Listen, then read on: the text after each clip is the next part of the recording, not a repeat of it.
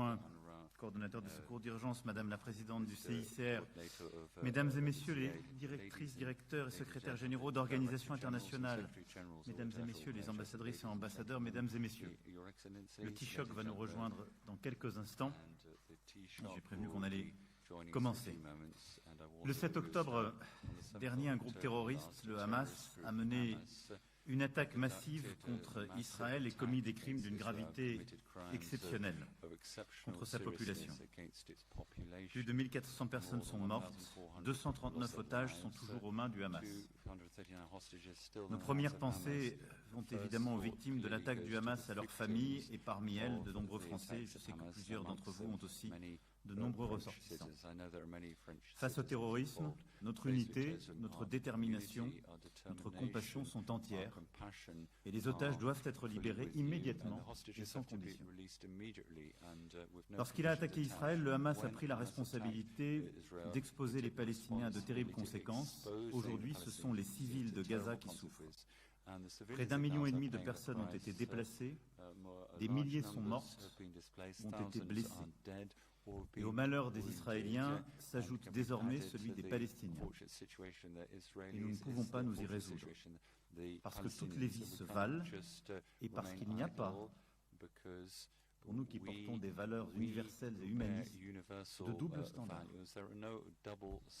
Disons-le clairement, face au terrorisme, Israël a le droit de se défendre et le devoir de protéger les siens. Il a aussi une éminente responsabilité qui est celle de toutes les démocraties. Respecter le droit et protéger les civils. Et la lutte contre le terrorisme ne peut jamais aller sans règles. Israël le sait, le piège du terrorisme est pour nous tous le même. Céder à la violence et renoncer à nos valeurs. Or, nous partageons des valeurs et avons des engagements communs qui nous amènent aujourd'hui, d'accord avec les autorités israéliennes et palestiniennes, à nous préoccuper de la situation humanitaire à Gaza. Les civils doivent être protégés. Et c'est absolument indispensable. Ce n'est pas négociable. C'est une nécessité immédiate. Et à plus long terme, c'est aussi une condition même de l'efficacité de notre lutte contre les terroristes. Aujourd'hui, la situation est grave et se dégrade chaque jour davantage. Dans l'immédiat, c'est à la protection des civils qu'il nous faut travailler. Il faut pour cela une pause humanitaire très rapide. Et il nous faut œuvrer à un cessez-le-feu. Celui-ci doit pouvoir devenir possible. Il faut créer l'espace nécessaire aux acteurs humanitaires pour agir à Gaza. Nous allons les entendre et je souhaite que cette réunion nous permette d'être efficaces ensemble dans un esprit de consensus et dans l'objectif qu'au-delà du drame que vivent aujourd'hui de trop nombreuses familles israéliennes et palestiniennes, nous sachions prendre une véritable initiative de paix et de sécurité pour tous au Proche-Orient. Cette initiative repose sur, évidemment, ce pilier humanitaire sur lequel nous allons avancer concrètement aujourd'hui. Elle repose sur un deuxième pilier sécuritaire. Nous avons su le faire ensemble contre Al-Qaïda, contre Daesh, contre d'autres groupes dangereux pour tous. Personne ne peut plus dire que le Hamas n'est pas un groupe dangereux, mais un groupe terroriste. Des mesures devront donc être prises pour tarir ces financements, sanctionner ceux qui sont liés de près ou de loin à l'attaque du 7 octobre. Je proposerai également une série d'actions pour éviter que d'autres groupes terroristes de la région ne se joignent plus avant aux hostilités pour tarir leur flux d'argent, d'armes, de propagande. Enfin, mais ce sera pour plus tard, nous ne ferons pas l'économie d'une réflexion plus large sur l'évolution du terrorisme aujourd'hui, et pour cela, nous aurons à nouveau à nous coordonner. Il y a un deuxième pilier sécuritaire qui est indispensable, mais qui doit être ciblé, précis, qui exige une coordination étroite entre nos services de renseignement, qui est une action sécuritaire, mais aussi financière, et qui nécessite l'implication de toutes les parties régionales et internationales. Et puis le troisième pilier, même s'il est difficile à imaginer aujourd'hui, surtout peut-être parce qu'il est difficile à imaginer aujourd'hui, et plus encore indispensable, c'est le pilier politique. Nous devons apprendre de nos erreurs et ne plus accepter que la paix au Proche-Orient soit toujours remise à plus tard. Il nous faut donc, dès maintenant, reprendre l'initiative et trouver les forces d'aller enfin vers la solution de deux États, Israël et la Palestine, vivant côte à côte en paix et en sécurité. Démontrons avant toute chose que la création d'un État palestinien sert la sécurité d'Israël. Démontrons aux Palestiniens que la guerre d'aujourd'hui ne nous détournera pas de l'objectif que leurs aspirations légitimes soient satisfaites. Et une solution durable nécessite que la question palestinienne trouve enfin une réponse, et non pas seulement que le Hamas soit neutralisé. Ces trois aspects, humanitaires, sécuritaires, politiques, sont profondément indissociables, mais notre ambition aujourd'hui est de pouvoir apporter une part de cette réponse par la coordination de toutes les bonnes volontés. Et je souhaite que nous puissions, pour cela, identifier les besoins en argent, en matériel, pour les populations, des éléments aussi d'organisation très concrets sur le terrain que nous devons avoir et qui sont acceptables, et les demandes que nous devons faire aux différentes parties prenantes, là aussi de manière très concrète, pour que cette aide puisse s'acheminer et pour que nous puissions préparer donc cette pause humanitaire puis ce cessez-le-feu qui sont, comme je l'ai dit, indispensables. Je vous propose donc qu'en méthode, nous puissions avoir d'abord les organisations et acteurs sur le terrain. Et donc je vais d'abord donner la parole au commissaire général de l'UNRWA, M. Lazzarini, puis à M. Griffiths, puis à Mme la présidente du CICR, Mme Spoljaric. Puis deux porte-paroles d'ONG s'exprimeront, M. Egland et Mme De Fourny pour Norwegian Refugee Council et MSF. Et ensuite, je propose que les chefs d'État, de gouvernement et d'organisations présentes puissent s'exprimer pour apporter leur contribution, leurs convictions et leur aide. Monsieur le commissaire général, je vous cède la parole en commençant par vous exprimer nos condoléances les plus sincères pour les personnels que vous avez perdus durant ces dernières semaines, des femmes et des hommes qui servaient la communauté internationale et servaient l'UNRWA sont tombés dans la bande de Gaza. C'était des femmes et des hommes qui aidaient, qui enseignaient, qui soignaient. Et je veux, vous cédant la parole, avoir une pensée toute particulière Merci, Monsieur le Président, et merci pour vos mots destinés à notre personnel que je vais convoyer au plus vite. Mais Monsieur le Président, Mesdames et Messieurs les représentants des États et des organisations internationales, je remercie la France et en particulier le Président Emmanuel Macron pour l'organisation de cette conférence en espérant qu'ensemble nous réussirons à remédier à la situation catastrophique dans laquelle se trouvent plus de 2 millions de personnes civiles à Gaza. Je vais continuer en anglais. Excellencies, this has been a painful month for UNRWA, the UN Agency for Palestine Refugees. 99 of my colleagues have been killed in Gaza, the highest number of UN aid workers killed in a conflict in such a short time. They are among 10,000 people killed since the beginning of the war, according to the Ministry of Health in Gaza. I was in Gaza last week for the first time since the war started. I visited an UNRWA school sheltering thousands of people. It was heartbreaking. Children used to learn and now laugh in this school. Today, they plead for a piece of bread and a sip of water. More than 700,000 displaced people live in similar degrading conditions in 150 UNRWA schools and buildings across the Gaza Strip. Our shelters are overcrowded with little food, water, or privacy. The appalling sanitary conditions represent a looming public health hazard. My colleague Maha coordinates logistics in Gaza. She remains strong when her children ask her every day if they are going to die, but she struggles with the anxiety that she sees on their faces. Outside the shelters, entire neighborhoods have been leveled, extinguishing countless lives, hopes and dreams. Hospitals, churches, mosques, bakery and UNRWA school have not been spared. My colleague Farid is our education in chief in Gaza. When he meets his students inside our shelter, they ask him why UNRWA invested so much time teaching them about conflict resolution and human rights, if these values do not apply to them in Gaza. What should he answer? Thousands of children killed cannot be collateral damage. pushing 1 million people from their home and concentrating them in areas without adequate infrastructure is forced displacement. Severely limiting food, water and medicine is collective punishment. It took many countries that have championed international justice too long to call for adherence to international humanitarian law. At the same time, several countries rushed to call for cutting aid to Palestine, abruptly unplugging an entire system that depends on international aid to survive. Condemning the horrendous massacre committed by Hamas in Israel is the right thing to do. The UN has done so and continues to call for hostages to be released.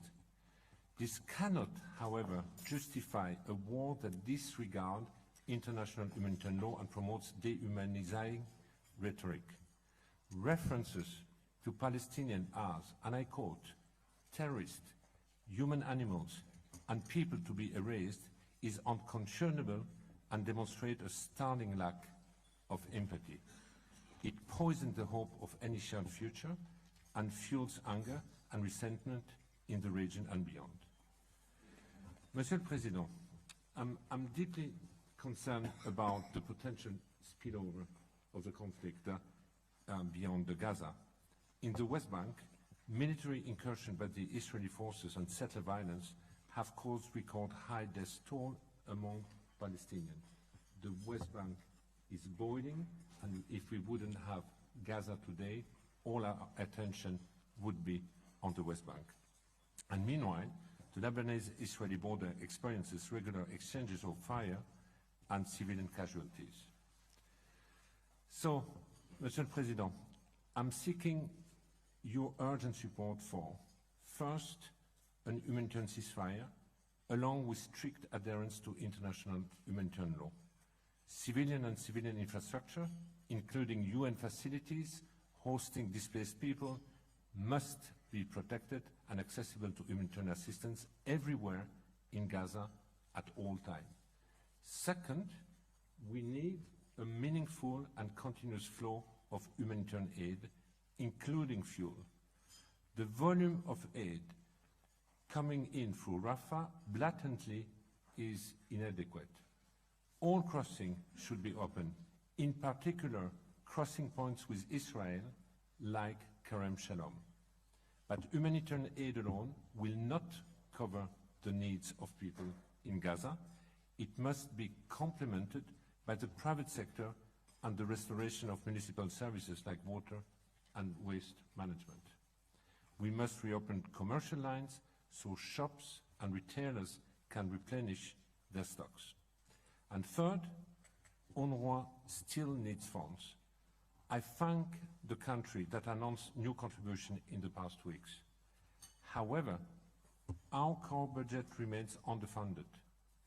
The biggest UN agency in Gaza might not have the funds for staff salaries until the end of the year. UNRWA is among the last glimmer of hope in Gaza.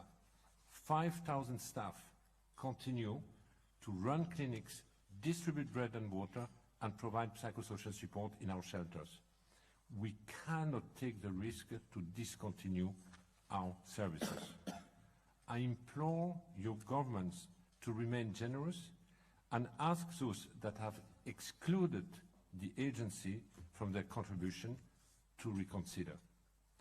We will hear from Martin Griffiths about the humanitarian flash appeal, which includes an important component for UNRWA.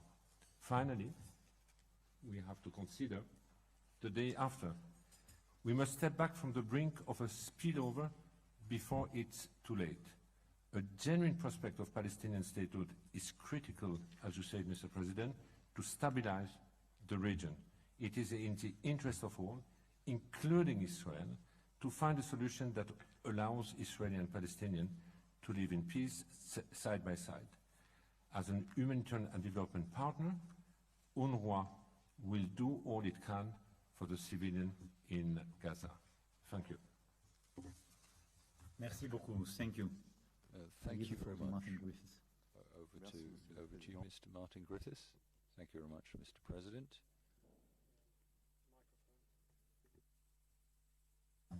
Yeah. Voilà, je recommence. So Et en français même. and even in French. Merci, Monsieur le Président. Thank you very much, Parce que Mr. je suis President, anglais, que because mon I'm français English. c'est pas parfait. My French is not Et entirely comme mon collègue Philippe, colleague je vais Philippe, m'exprimer en anglais. to But, express Mr. myself President, thank you for in this English. invitation. And a grand merci pour une opportunité très importante And a big thank you for pour ce our sujet unity, le plus which is important du very monde, significant je with crois, this, the à most ce moment. important Merci. issue in the world at the moment, I believe. Colleagues, ladies and gentlemen, friends, allies, I do want to again extend my sincere thanks to President Macron, who has put together this conference so quickly, precisely because of his understanding and recognition of the urgency of the subject of the day. And it's a very great honor to be here. And the attendance under his leadership of such a broad range of member states reflects the severity of the situation. It's also a reminder, as indeed, Monsieur le Président, que vous avez dit, of the links in this situation, a reminder of the intimate connection between war, diplomacy, humanitarian values, and the respect for the rights of innocents wherever they may be. The devastating, as Philippe has said, and growing civilian toll of this conflict is unconscionable and is daily highly distressing. We've heard from Philippe of some of the many details of operational opportunities, difficulties, dilemmas, and threats that face him and others in the field. I have visited myself recently, and I'm very grateful to the governments, particularly Egypt, who received me, and others the other day. I had the opportunity, like you have had, of course, and others have had, to meet with the families of some of the Israeli hostages, and spoken also to some of the families in Gaza, not with your breadth and depth, but some kind of exposure. The situation is very simply put, it is insupportable, and to allow it to continue would be a travesty. So allow me to share some thoughts here on what needs to be done to happen urgently to avoid that travesty. First, again, I will repeat remarks made earlier, complete respect by all parties for international humanitarian law and basic human dignity.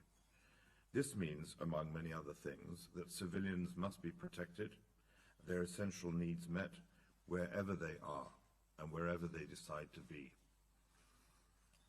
The United Nations cannot be part of a unilateral proposal to push hundreds of thousands of desperate civilians in Gaza into so-called safe zones. We cannot be part of this. The UN has not been involved in preparing for the arrival of those people to that prospective safe zone in Gaza, and we have serious concerns about its proposition.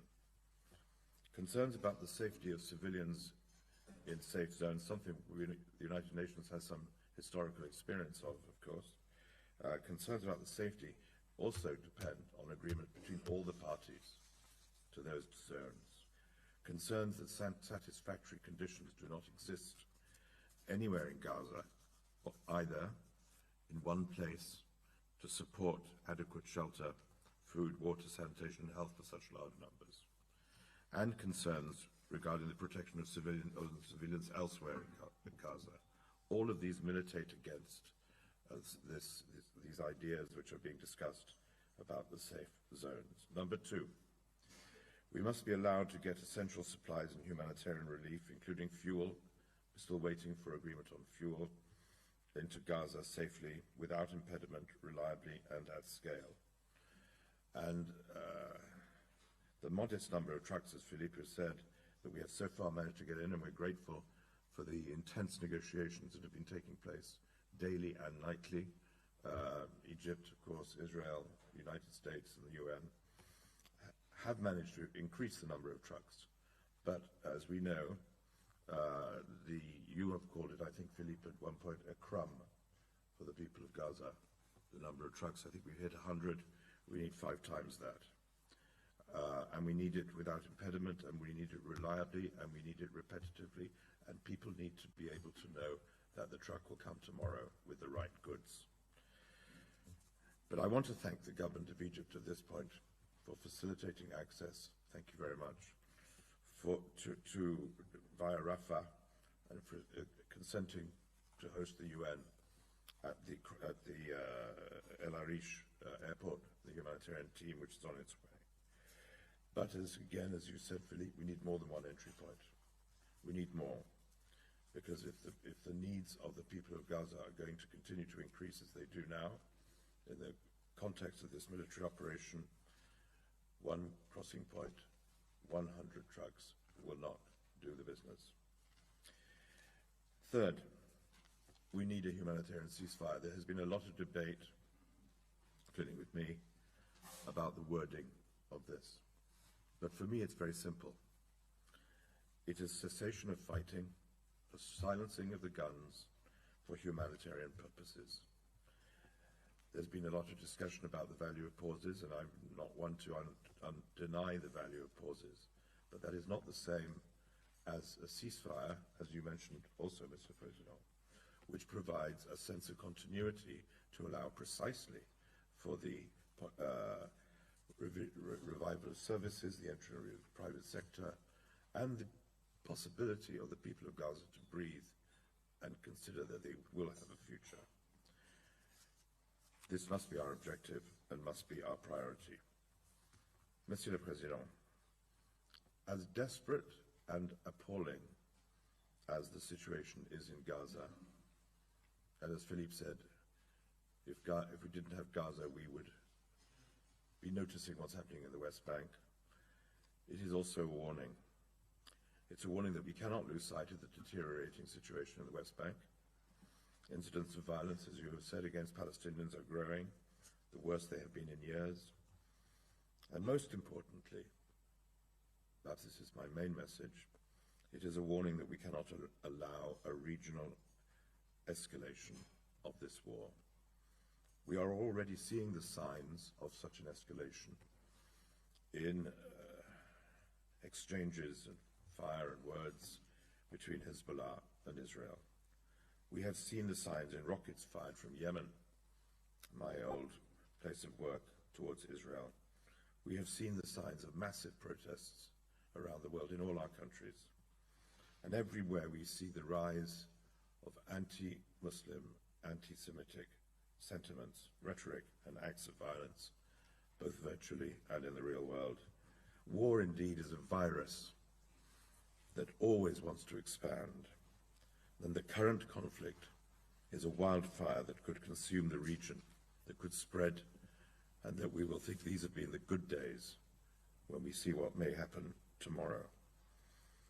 Unless multilateral and diplomatic efforts, and Monsieur le Président spoke about the 3 pillars, security, humanitarian, and political, unless these can be maximized to ensure protection of civilians, enhance humanitarian access, secure the release of the hostages so viciously, violently taken on October the 7th, I have a real fear that this could just be the beginning. Over the past 2 years, as we all know, particularly my neighbors, multilateralism and the fairness, equality, and pursuit of peace that underpin it has come under significant challenge, not least, of course, from the war in Ukraine. Today, it is under significant challenge again. Choosing war over peace, choosing no future over the opportunities to improve the conditions for our children and our families has become the default option.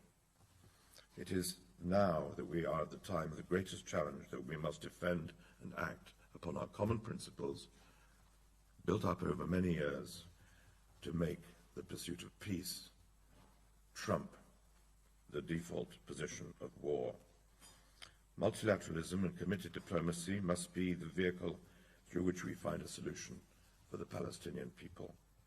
And today's conference is a decisive step on that path because, Monsieur le Président, you draw a straight line here in your arrangements, in your attendance, in your participation, between conscience of the world and generosity and action for the Palestinian people, and we thank you for that.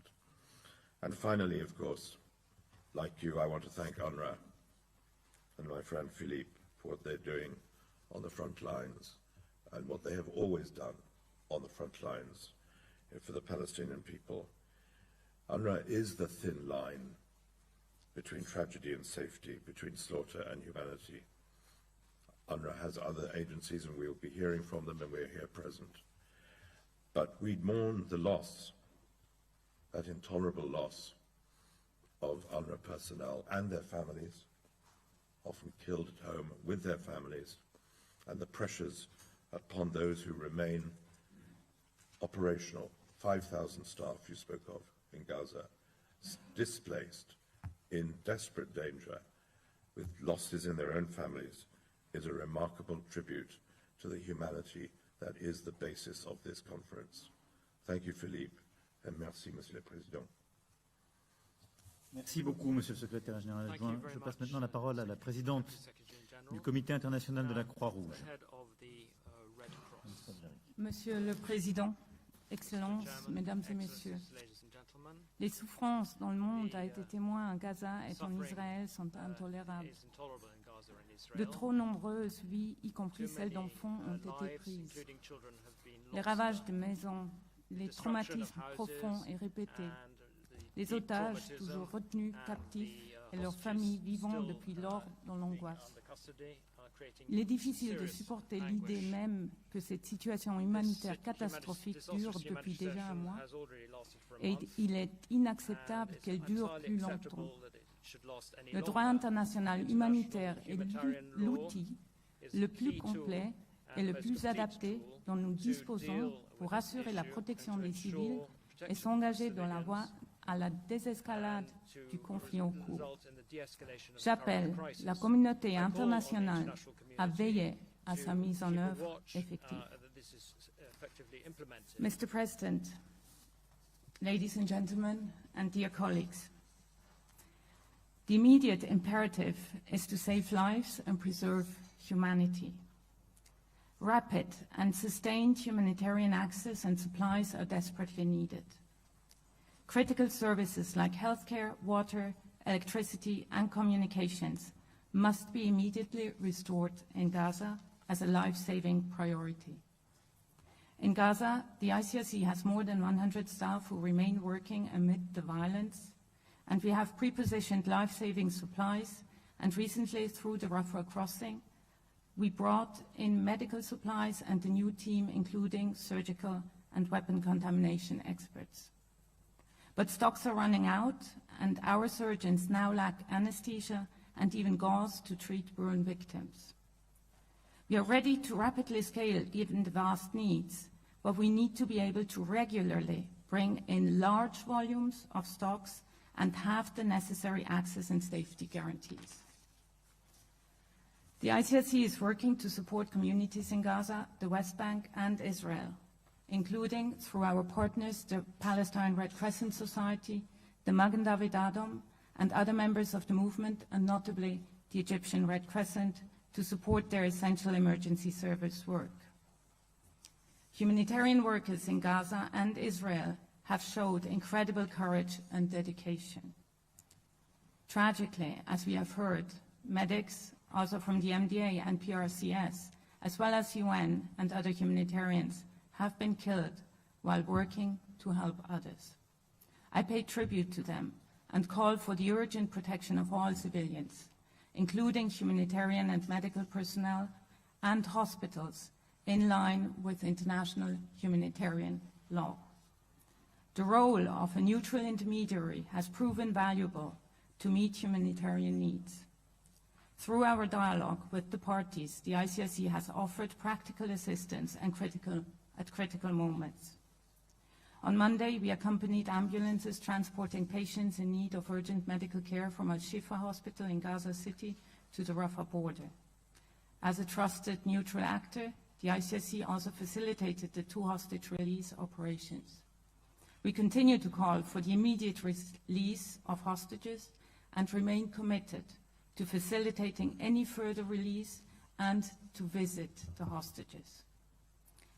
But humanitarian aid must not become a fig leaf for failing to protect civilian lives. The primary responsibility to protect victims of war rests on the parties to the conflict. These protections must be extended to all civilians, including those who remain in Gaza City.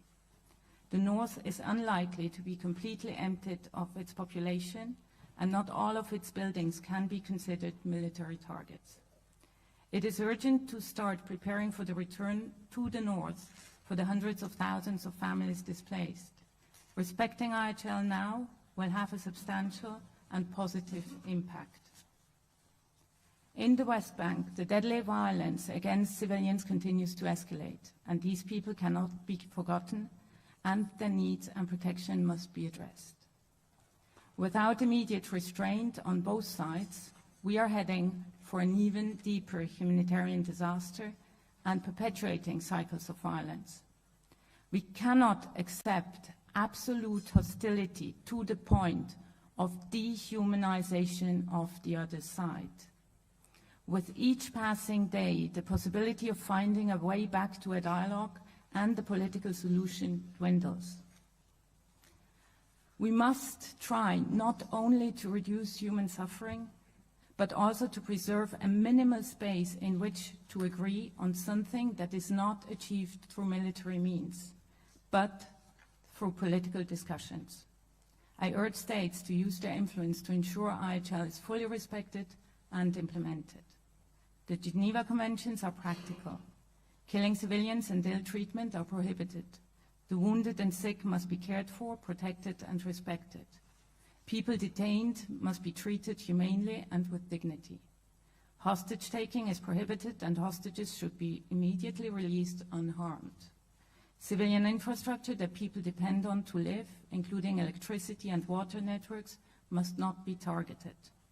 Irrespective of any military siege, the parties must ensure that civilians have access to basic necessities, including medical care.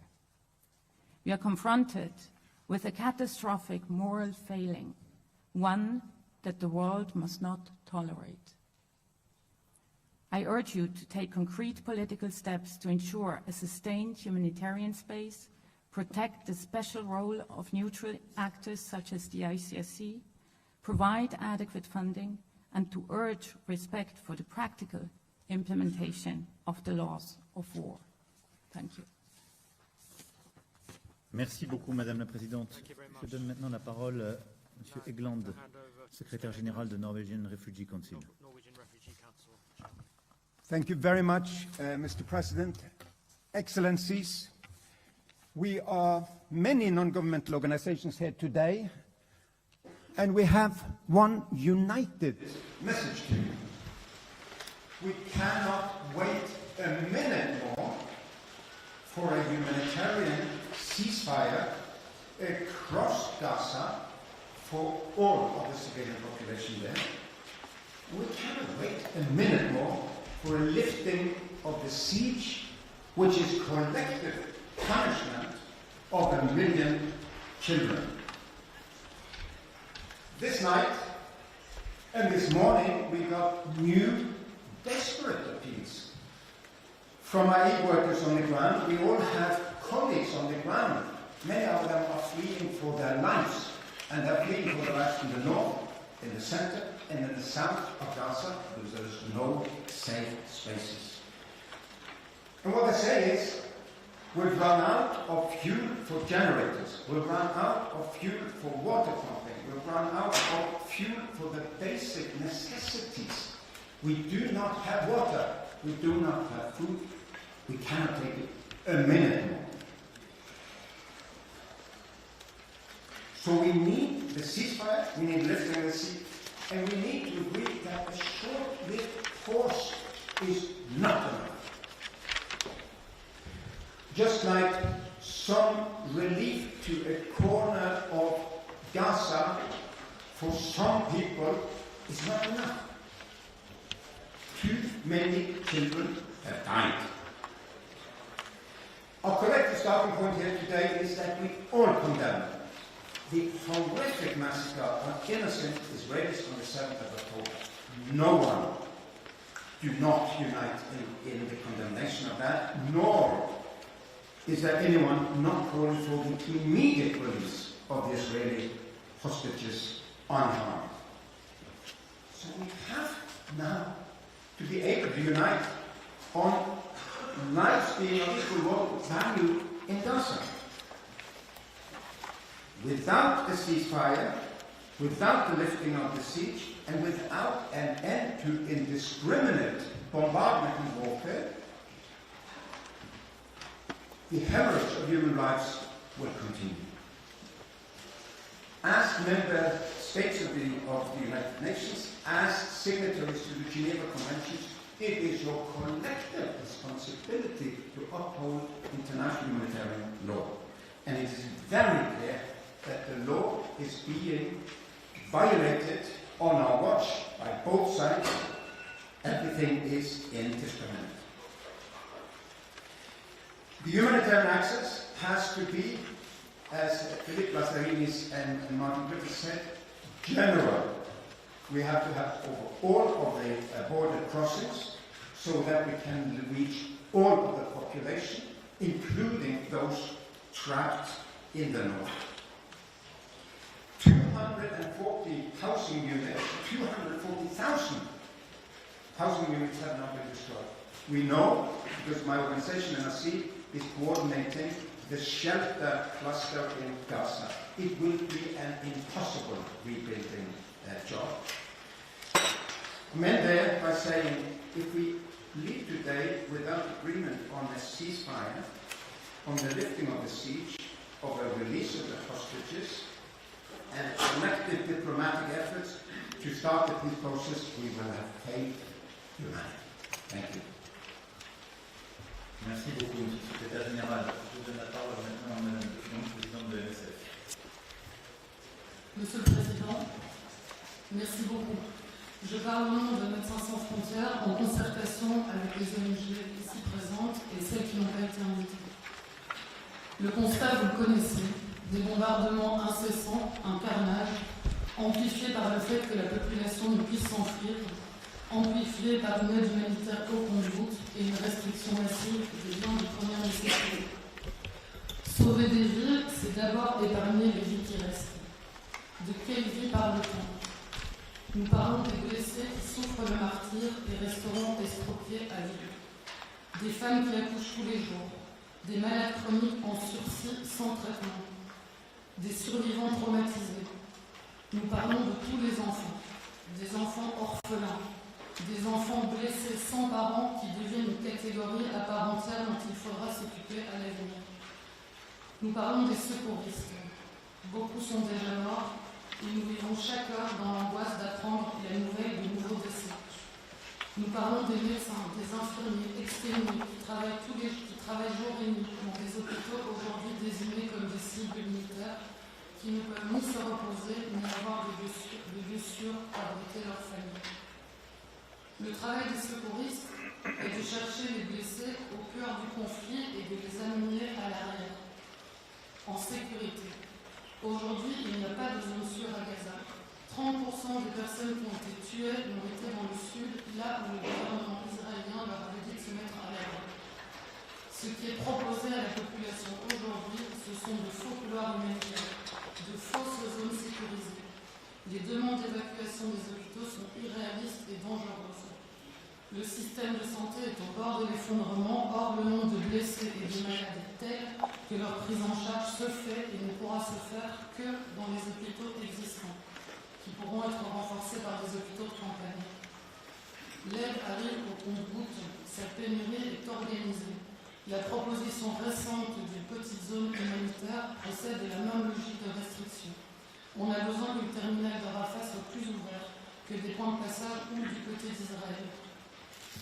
Même si l'on est prêt, nous les organisations humanitaires, à faire tout ce que l'on peut, à faire notre devoir, on ne peut pas faire semblant que l'on va mettre en place des secours appropriés dans de telles circonstances.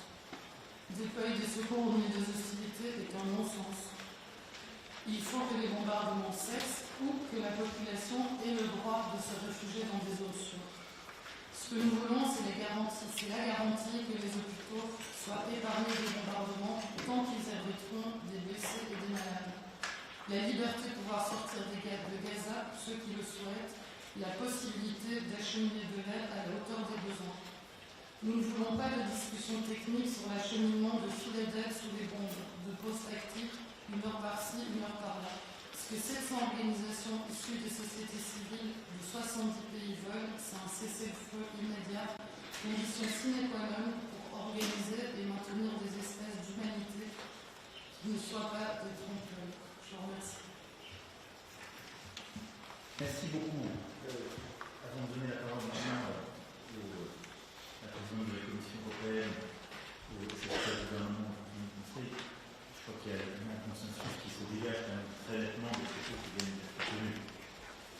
D'abord, je veux dire que en préoccupation humanitaire, il y a la question des otages, vous l'avez déjà parlé très clairement tous, et il y a une libération sans condition et immédiate des otages est un point absolument clé. Et ensuite, la possibilité de laisser sortir toutes les personnes qui le souhaitent de la bande de Gaza en sécurité et de manière libre est absolument clé. Il y a ensuite la protection du personnel humanitaire et je pense qu'il faut ici le réitérer et on aura continué le travail qui est mené depuis plusieurs années, mais la protection des personnes comme des lieux est absolument clé dans ce genre de situation. Et les garanties pour leur sécurité, la question des accès est absolument indispensable. Maintenant, je crois que les deux hommes qui se sont exprimés l'ont très bien dit. Ça fait plusieurs semaines, pour être très franc avec vous autour de cette table, que nous œuvrons, plusieurs autour de la table, à essayer de voir comment on peut acheminer de l'aide de la manière la plus intelligente, protéger les populations. On a eu beaucoup de discussions avec le président Sisi, qui m'a très bien expliqué pourquoi c'était une très mauvaise idée d'aller faire une zone au nord de l'Égypte, ça crée beaucoup de déséquilibre. D'abord, on n'était pas en situation de protection des civils, c'était politiquement quelque chose qui pouvait être totalement détourné, on n'a pas les conditions de bien sécuriser. Vous l'avez dit vous-même, il y a ensuite eu plusieurs discussions sur des safe zones. Et je parle en essayant de reproduire ce que toutes et tous avaient pu dire aujourd'hui et avaient pu conseiller. Ça n'est pas opérationnel. Ça ne pourra pas être garanti. En effet, on a déjà beaucoup de bombardements qui se font dans le sud. Et il se trouve que compte tenu de la stratégie qui est aussi celle du Hamas, en quelque sorte, de s'accrocher aux zones qui devraient être les plus protégées, c'est-à-dire de se mettre sur les systèmes d'alimentation électrique des hôpitaux, de se mettre derrière les écoles, ça ne marchera pas. C'est pourquoi je pense vraiment que la pause humanitaire immédiate et la préparation d'un vrai cessez-le-feu qui permet en effet à l'organisation humanitaire semble relever du consensus de toutes les organisations internationales et des ONG qui opèrent. Et donc on doit en tirer les conséquences et bien le regarder en face. Et je pense que les circonlocutions qu'on pourra avoir pour savoir s'il faut faire une safe zone, vous avez très bien dit les choses, je crois que c'est inopérant. Et donc si on veut vraiment protéger des vies, ce qui ne doit pas empêcher la possibilité pour Israël de se défendre et de lutter contre le terrorisme, et on est prêt à tous y contribuer en partageant de l'intelligence, de l'information, en coupant les financements, doit passer en effet aujourd'hui par la remise de l'accès à l'eau et à l'énergie et par cette trêve conduisant à un cessez-le-feu humanitaire qui seul permettra d'avoir une réponse à la hauteur du problème. Les Nations Unies ont aussi publié, et vous l'avez rappelé, Monsieur le Commissaire général et Monsieur le Secrétaire général adjoint, la nature des besoins financiers. Je voulais finir là-dessus pour essayer de récapituler ce premier tour de table. C'est 1,2 milliard de dollars. Et donc j'appelle aujourd'hui aussi tous les pays présents à augmenter leur contribution financière à l'égard de la population civile palestinienne via les Nations Unies, dont l'UNRWA, le CICR, les ONG.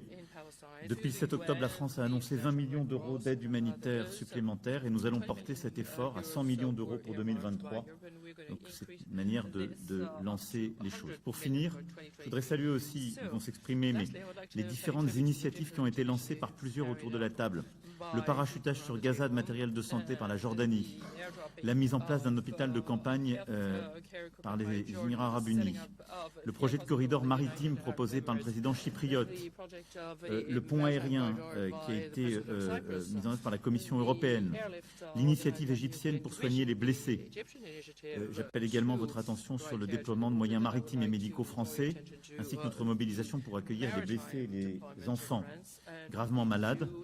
Je souhaite que la conférence d'aujourd'hui puisse nous aider aussi peut-être à agréger tous ces efforts. La Grèce a aussi envoyé des bâtiments multiples et s'est arrimée à l'effort chypriote. Et donc, je pense qu'on pourrait gagner en efficacité collective et qu'on puisse mettre en place une espèce de secrétariat général opérationnel très léger à l'issue de cette conférence pour être sûr qu'on agrège aux côtés des agences compétentes cet effort opérationnel et ces initiatives. Ce que je propose maintenant, c'est de commencer ce tour de table et je donne la parole à Madame la Présidente de la Commission européenne. Chère Ursula, merci beaucoup d'être là. Merci beaucoup, Monsieur le Président, cher Emmanuel, Excellencies, ladies and gentlemen.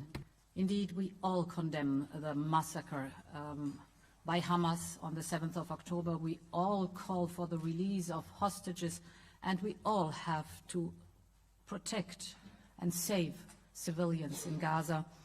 We have to protect lives and preserve humanity, as you said, rightly so. And in this context, let me present what our contribution is so far and where we want to work more intensively with you. The European Commission knows Gaza very well. For decades, together with the member states, we've been working with the people in Gaza. We have been one of the largest donors to the Palestinian people.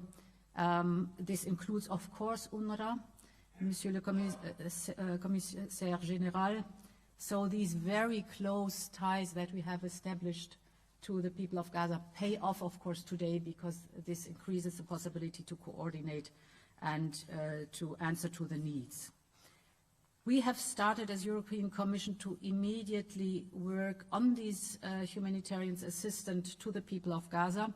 We have tripled our humanitarian aid, and in the run-up of this conference, we have quadrupled the humanitarian support for Gaza and the West Bank, but it's mostly for Gaza, up to 100 million euros. And we have launched logistical support to Egypt. Egypt has designated Al-Arish Airport in the north of Sinai as a logistical hub. So here we're also working to support and increase the logistic capabilities of this hub. Indeed, Mr. President, as you said, we have launched a humanitarian air bridge. So far, 8 flights have been completed, carrying more than 370 tons of medicines, water, and sanitary items, and we are preparing flights on almost a daily basis. We have made a good experience by establishing a coordination cell with the International Federation of Red Cross and Red Crescent. And we think, and that's what we're doing, that donations should be channeled through this platform to have an optimum of coordination. In parallel, we are also reinforcing the local logistical capacity of the Egyptian Red Crescent, for instance with refrigerated mobile storage, also by sending our logistic personnel on the ground. Most of our cargoes have already reached Gaza by truck through the Rafah border crossing, but as almost everyone said here, the volumes remain too small to match the massive humanitarian needs. So while we fully support to increase the capacity of aid delivered through Rafah, and this is our first priority, we also need to look urgently as additional routes.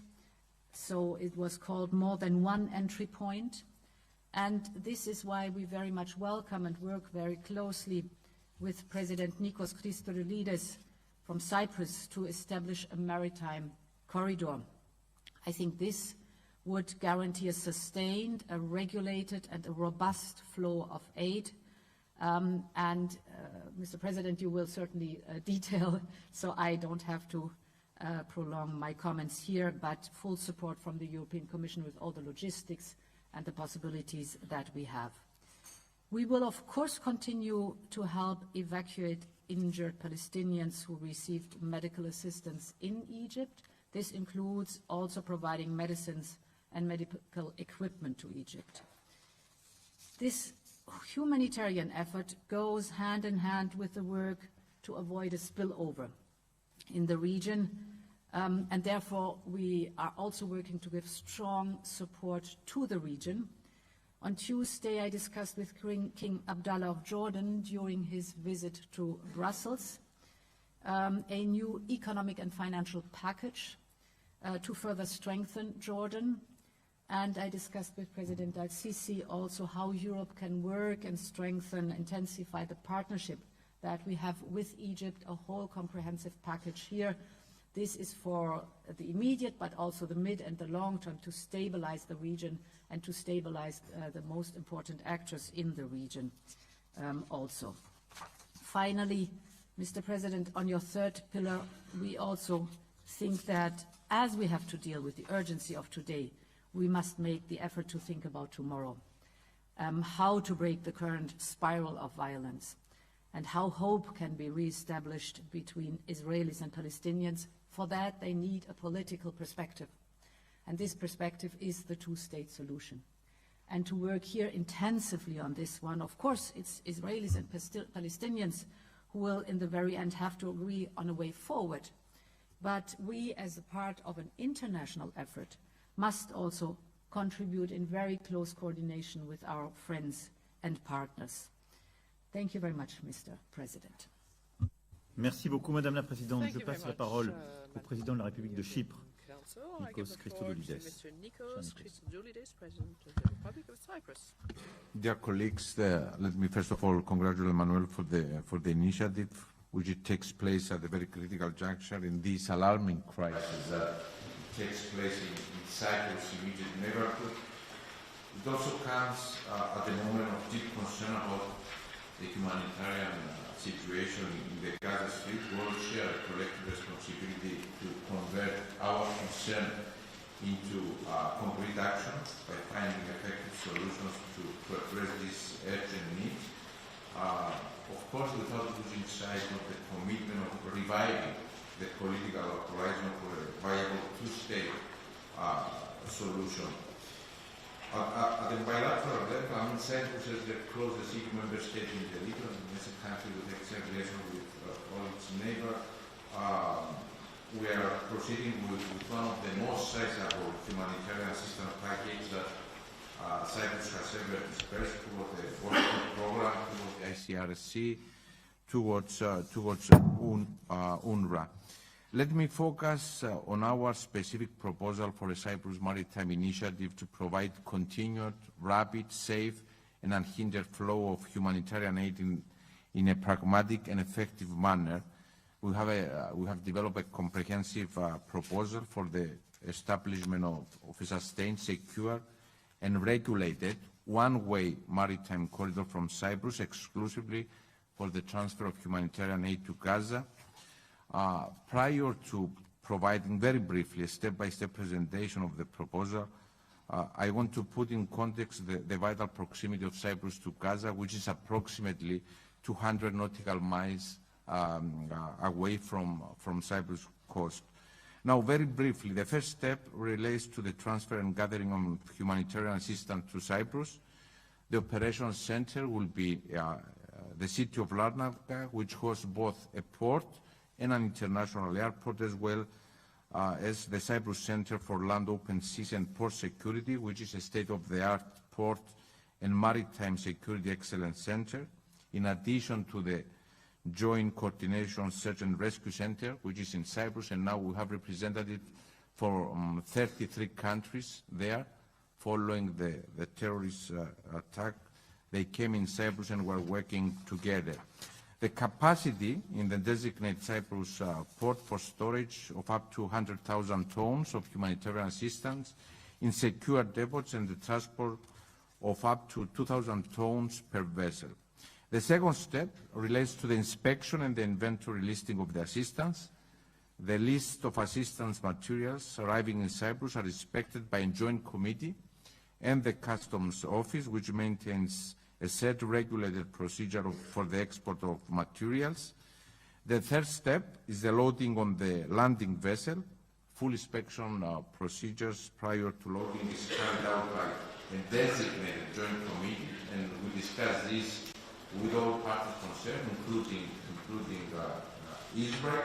The whole chain of command of pooling of humanitarian assistance to Cyprus, the gathering of the assistance at Larnaca port, the inspection and the inventory listing, and the loading on the landing vessel can take place only in one day.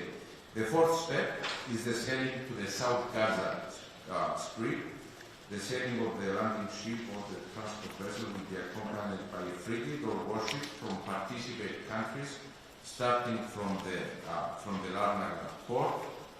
The land ship will run a dedicated Larnaca-Gaza route, and the ship will sail directly and non-stop to the landing point of the specific route.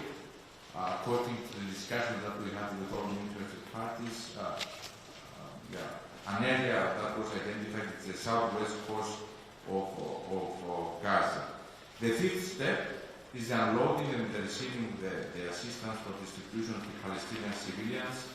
The ship's landing point, transport routes, and the storage areas will be declared as humanitarian areas, neutral areas within and defined radius.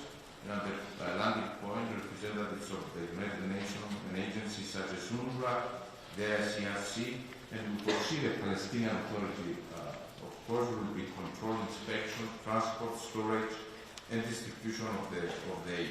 This is very briefly at the 5 points. We have a proposal of 25 pages that we are discussing. It's a working document with all interested parties, the European Union, of course, France, Greece, the Netherlands, and the United States. We have been receiving questions to when the plan can be operational. Our plan specifically outlines the possibility for the immediate and short term, the medium term, and the long-term phase, involving a fit-for-purpose vessels, a float dock, and a dedicated port facility. The initiative has been, I have to say, gaining traction and political endorsement as a sustained, reliable, secure, and a viable route for humanitarian aid to Gaza.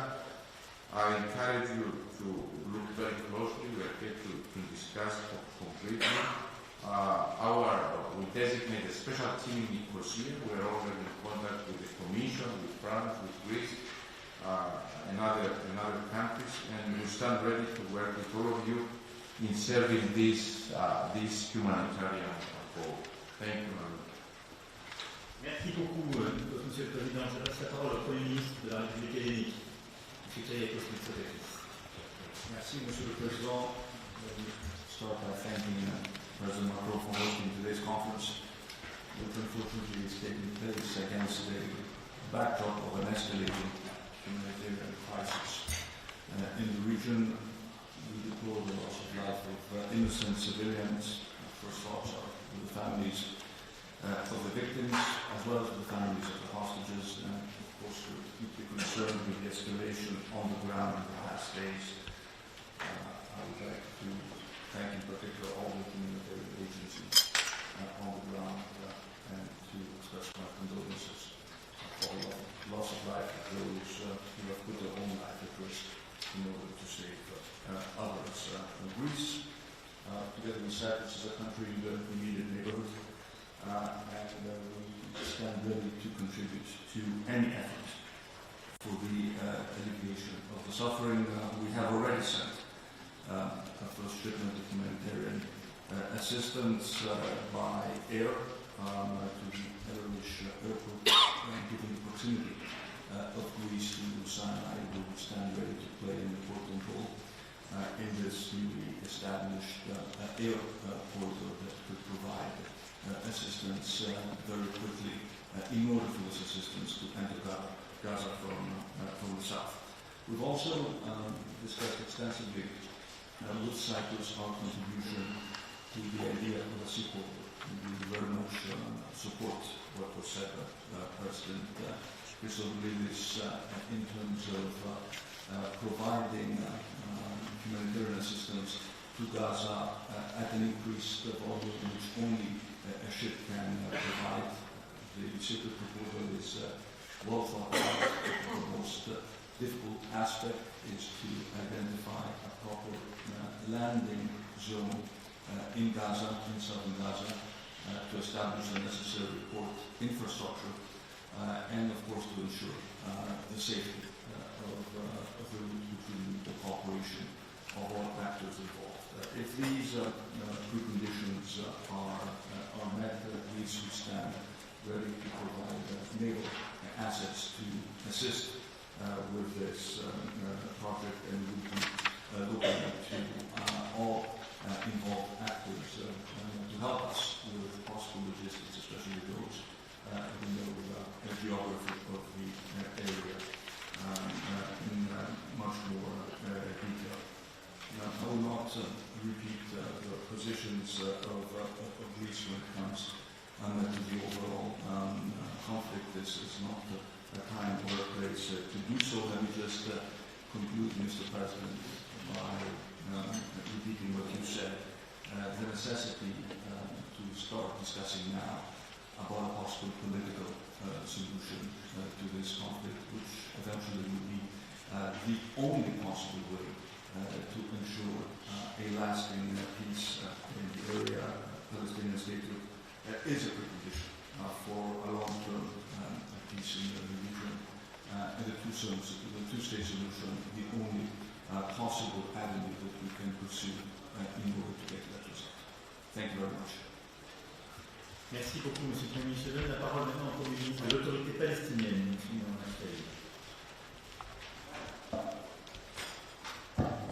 شكرا جزيلا سيد الرئيس ماكرون على تنظيم الخبر.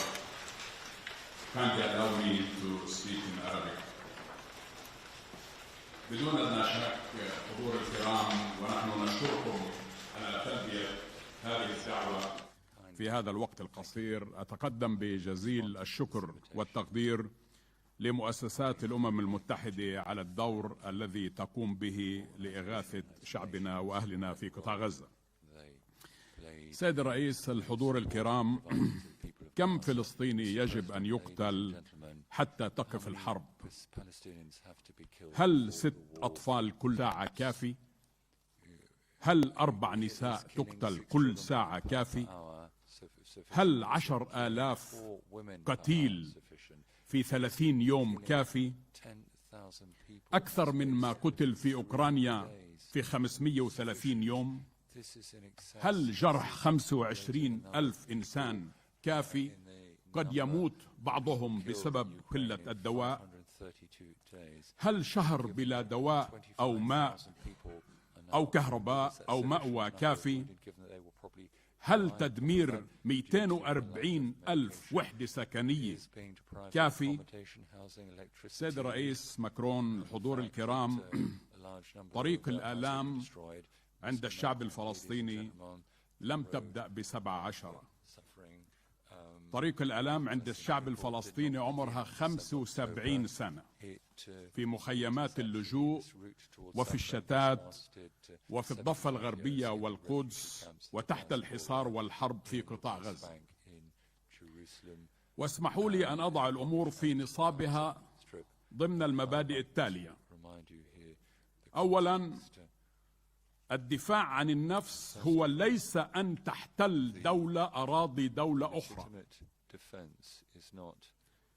ثانيا، هناك انتهاك واضح للقانون الدولي الإنساني، وهناك جرائم ترتكب بحق الشعب الفلسطيني من الأبرياء، وهناك حصار، لا ماء ولا طعام، وهناك محاولات للتهجير القسري التي لم تتوقف حتى هذه اللحظة.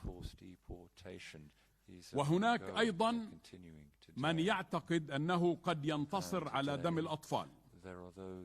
بدون أدنى شك، ثالثا، ليس منا أحد يبرر قتل الأبرياء من أي طرف كان. ولكن رابعا، ما تقوم به إسرائيل هو ليس حرب على حماس، بل على كل الشعب الفلسطيني. وزير الدفاع الإسرائيلي الذي يقول أنه يحارب حيوانات بشرية، ورئيس الوزراء الذي يقول Remember the Amaleks، تذكروا العمالقة، Go for them، kill them all، women, children, infants, cows, camels, donkeys.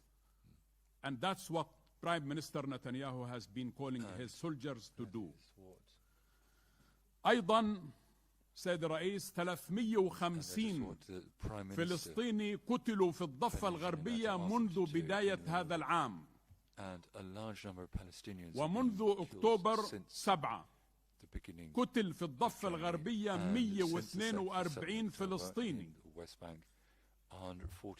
ولذلك ما رأيناه أن أحد الوزراء الإسرائيليين يوزع أسلحة على المستوطنين، 27,000 قطعة سلاح أعطيت للمستوطنين، ما هذا إلا رخصة بالقتل. السيد الرئيس، الذي نحتاجه هو وقف الحرب، ولكي يصبح هناك معنى للإغاثة لابد من وقف الحرب، لأنه ما معنى أن أحصل على وجبة من العشاء وأقتل في اليوم التالي. الوقت من دم. في غزة كل 6 ساعات، كل ساعة يقتل 6 أطفال و4 نساء. 7 الشعب الفلسطيني يحتاج إلى حماية دولية في الضفة وغزة والقدس، ويجب على هذا المجتمع الدولي أن يبتعد عن ازدواجية المعايير. نحن نحتاج إلى منع استمرار الحرب، ومنع احتلال غزة، ومنع تهجير سكانها. نحن مسؤولون عن غزة في آخر 30 سنة، ومنذ انقلاب حماس ونحن نقدم لغزة الماء والكهرباء والدواء والتعليم وكل مقومات الحياة من بنية تحتية وغيره. ولذلك هؤلاء أهلنا ولم نبتعد عنهم لحظة واحدة. الشيء الآخر الذي أود أن أقول أنه حتى أمس قامت الحكومة الإسرائيلية باقتطاع 600 مليون شيكل من الضرائب المستحقة لنا تحت حجة أننا نقوم بمساعدة أهلنا في قطاع غزة. ولذلك الحرب الإسرائيلية على الأرض وعلى الإنسان وعلى الرواية وعلى المال وعلى الشجر والحجر والبشر وكل ما له علاقة بالمكون الفلسطيني. 10 أراضي فلسطين جزء لا يتجزأ. لا يمكن الحديث عن اليوم التالي لقطاع غزة دون الحديث عن اليوم التالي لكل الأراضي الفلسطينية. ولذلك هذه الحلول المجتزأة لا تأتي بنتيجة تذكر. الأولويات بالنسبة لنا واضحة، بحاجة إلى إنقاذ الجرحى وإيصال الدواء والماء والكهرباء، والاهتمام بأن هناك أوبئة قد بدأت تنتشر من رائحة الموت. أكثر من 1300 فلسطيني جثثهم لا زالت تحت الأنقاض. إيصال المساعدات حادشا. إيصال المساعدات لغزة يجب أن يكون لجميع مناطق قطاع غزة وليس للجنوب فقط، لأن هذا يعني دعوة للتهجير من الشمال إلى الجنوب. ونحن نرفض رفضا قاطعا إقامة أي معسكرات جديدة في جنوب قطاع غزة، لأن هذا يعني تفريغ الشمال كاملا. والمساعدات يجب أن تتم مع العنوان الشرعي للشعب الفلسطيني ومؤسسات الأمم المتحدة والهلال الأحمر، والشكر لما تقدم مصر من تسهيلات عبر المعبر ضمن ظروف استثنائية، والشكر لكم جميعا على ما قدمتوا وتقدموا. ولكن سيد الرئيس، أختم كلامي بالقول: هذه ليست الحرب الأولى ولا الثانية ولا الثالثة، هذه الحرب السادسة على قطاع غزة. ولذلك بدون أن يكون هناك أفق سياسي ينهي معاناة الشعب الفلسطيني بأن ينهي الاحتلال. أنا شخصيا كنت أول فلسطيني وصل إلى مدريد من أجل مفاوضات السلام. كان هناك 140 ألف مستوطن في الضفة الغربية. اليوم في الضفة الغربية في 755 ألف مستوطن. ولذلك الحل يجب أن يكون بإنهاء الاحتلال وتصفية المستعمرات. لا حاجة لأفق سياسي بالمعنى التفاوضي.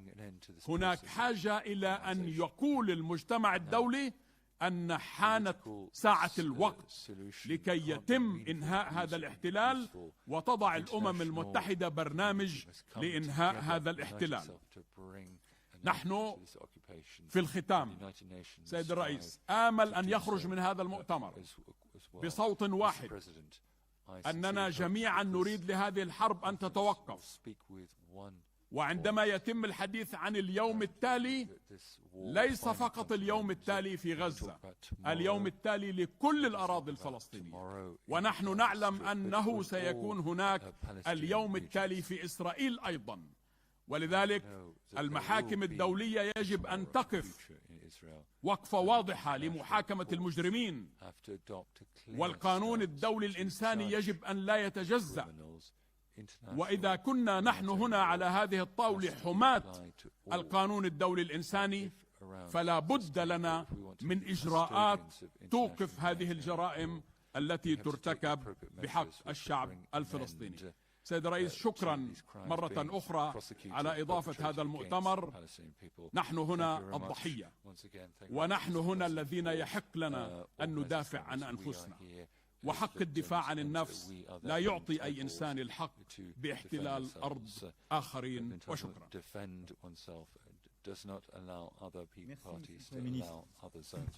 Votre présence ici suffit à signifier que l'autorité palestinienne est seule légitime à représenter le peuple palestinien et sa cause.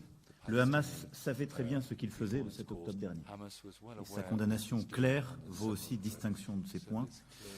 Et l'autorité palestinienne a une responsabilité éminente sur les trois piliers que j'évoquais pour œuvrer avec la communauté internationale et trouver une solution sur la lutte claire contre le terrorisme, sur la question humanitaire que nous évoquons aujourd'hui et sur la question politique. Je sais pouvoir compter sur vous. Monsieur le Premier ministre du Luxembourg, Monsieur Xavier Bettel, cher Xavier. Merci beaucoup, Monsieur le Président. Première chose que je voulais juste dire, qu'on soit ici ne veut pas dire qu'on est contre Israël. Et ce n'est pas parce que je condamne ce qui s'est passé de la part du Hamas que je suis contre les musulmans. On a trop envie de nous mettre dans un cliché, de dire ou tu es pour l'un ou tu es pour l'autre. Et c'est le pire qui puisse arriver, de devoir dire on est pour l'un ou pour l'autre, et contre l'un ou contre l'autre. Ça va faire de l'antisémitisme. On va avoir l'impression qu'on mélange Hamas et Gaza, dont tous les Palestiniens sont membres du Hamas. Mais on doit éviter aussi de tout faire pour que, aujourd'hui, des gens qui sont contre le Hamas, même en Palestine, soient poussés à être contre Israël et se rapprocher du Hamas. Donc, la première chose, c'est qu'on ne doit pas dire qu'on est pour l'un ou contre l'autre. Moi, je suis pour la paix, la première chose. Je sais qu'aujourd'hui, si on dit qu'on est pour la paix, on va nous dire, oui, mais un cessez-le-feu, et on sait qu'on n'arrivera pas à l'avoir, vu le gouvernement israélien actuel. On sait qu'on n'arrivera pas là. Et que c'est au niveau du Conseil européen ou même ici, le message fort qui doit être, c'est qu'on a besoin actuellement de ce qu'on peut essayer d'arriver à atteindre le plus rapidement possible, des trêves au moins humanitaires pour que les populations civiles, et aujourd'hui 70% des victimes, et ceux qui souffrent le plus sont des femmes et des enfants. C'est les civils encore qui trinquent. Ce n'est pas les politiques qui trinquent, c'est les civils qui trinquent aujourd'hui. Et on risque vraiment, pour moi, d'avoir des messages clairs qui doivent sortir d'ici. C'est un, libérer les otages. Deux, de ne pas donner pas l'impression aux Israéliens que c'est une conférence contre eux. Trois, de dire que les territoires occupés de Palestine peuvent compter sur nous. Nous, si je regarde mon pays, nous avons alloué, juste cette année en 2023, plus ou moins 12 558 000 euros. Et nous avons encore ajouté de l'argent. Il y aura 3 millions maintenant au total, juste pour l'aide directe maintenant. Et ce sera pour Médecins du Monde et pour l'UNRWA aussi. Mais on doit tout simplement donner des messages clairs ici à l'extérieur. Des couloirs humanitaires, d'aider les populations et surtout arrêter l'embargo. Comment est-ce qu'on peut prendre aussi une population civile en otage? Et c'est ce qui se passe aussi aujourd'hui. Et je tiens juste à dire que dans le nord du pays, aujourd'hui on parle de Gaza, mais avec le Liban, la région n'est pas la plus sûre actuellement. Et le pire qu'on puisse avoir, c'est de donner un message aujourd'hui pour les jeunes de Gaza, qu'on les a oubliés. Ce serait le pire message qu'on puisse donner. Et ce qui est le pire pour nous tous, c'est que demain, l'antisémitisme gagne. Et que ce sera les juifs contre les musulmans, et pas sur le territoire de Gaza ou en Israël. Mais on risque d'avoir ça partout aussi chez nous. Donc je pense que c'est dans l'intérêt de nous tous de trouver des solutions rapides, des messages forts, et surtout des messages communs. Merci beaucoup. Monsieur le Premier ministre de la République de Slovénie, Robert Golov. First, let me thank you, Mr. President Macron, for organizing this timely and important conference. And we were all shocked by the terror of the October 7th.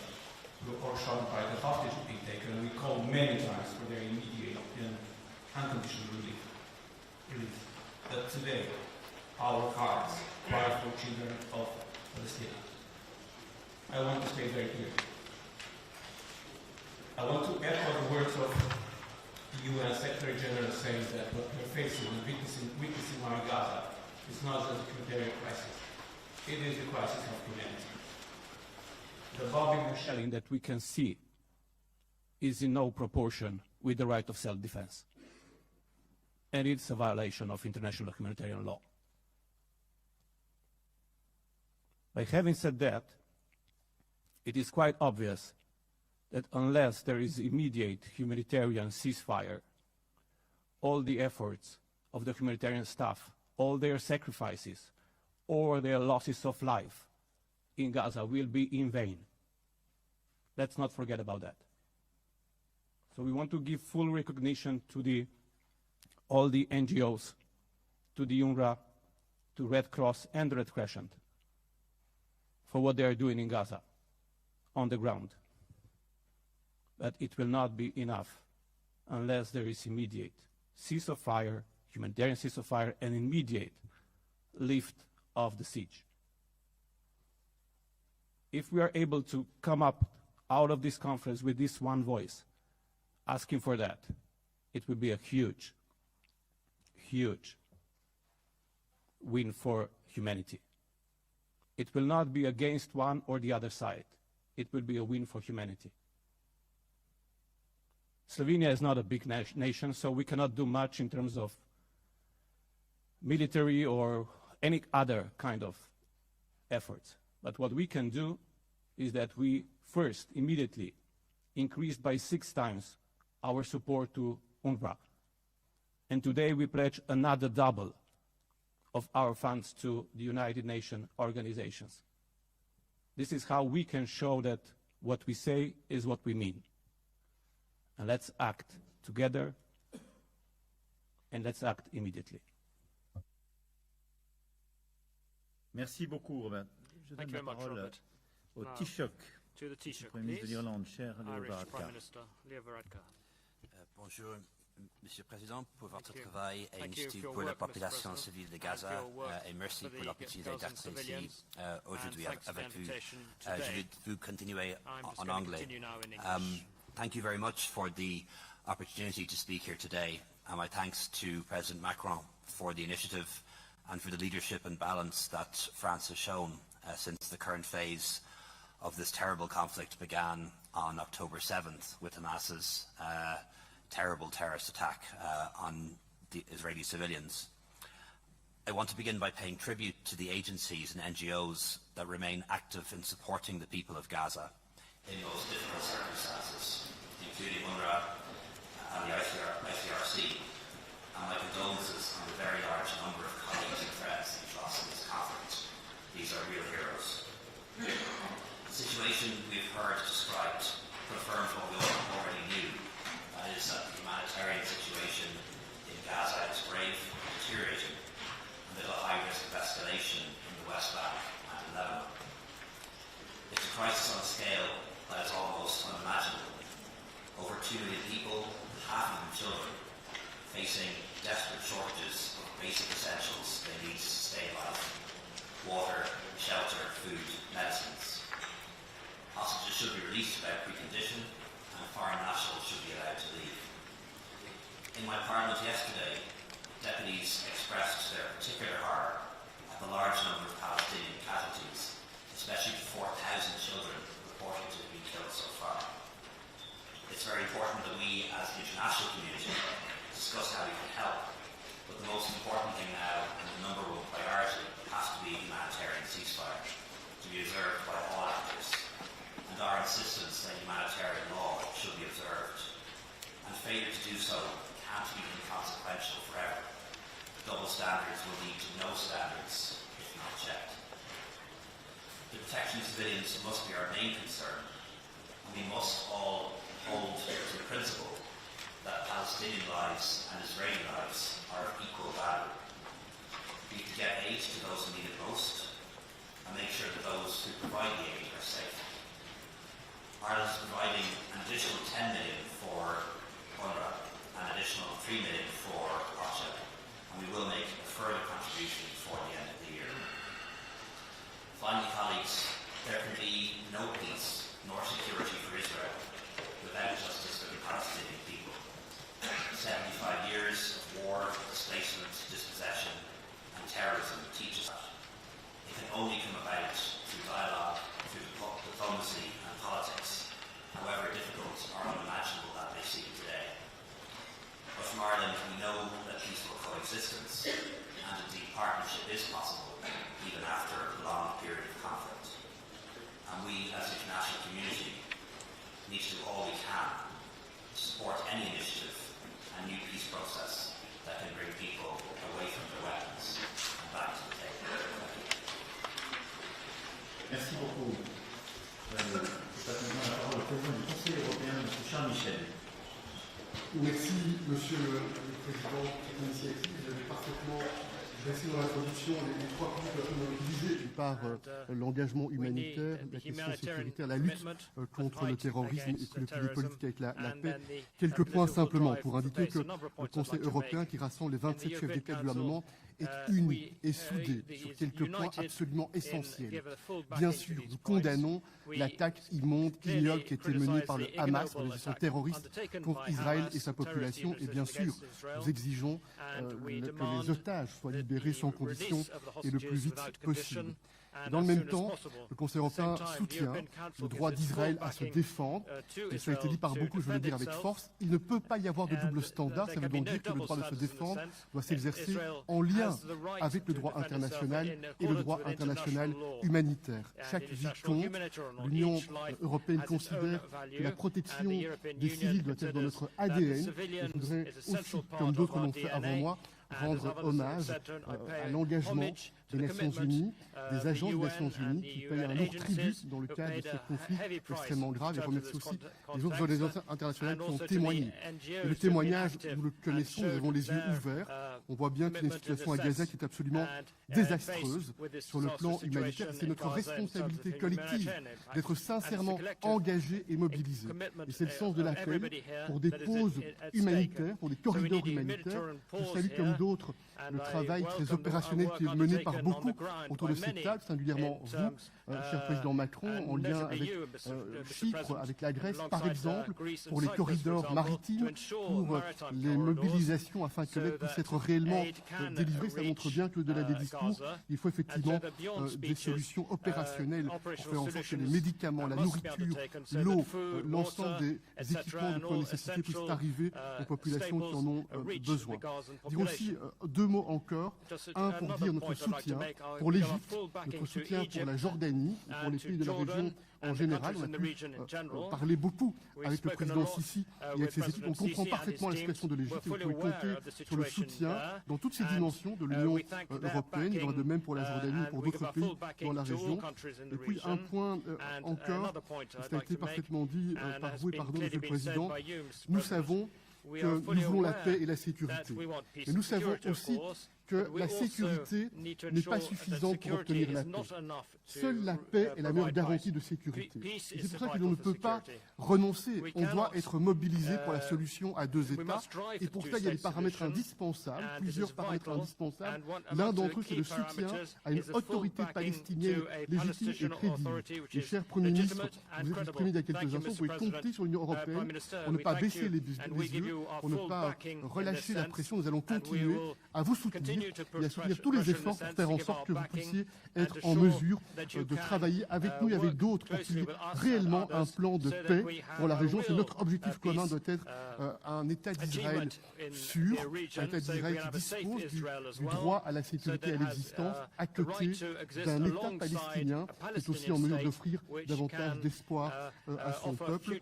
Voilà, Monsieur le Président, les quelques éléments que je vais partager avec vous. Vous pouvez compter sur une Union européenne très engagée, y compris prête à participer activement à toute conférence internationale, je l'espère le plus vite possible, qui permettra d'amener la paix entre Israël et la Palestine, entre Israël et l'ensemble des États de la région. Je vous remercie.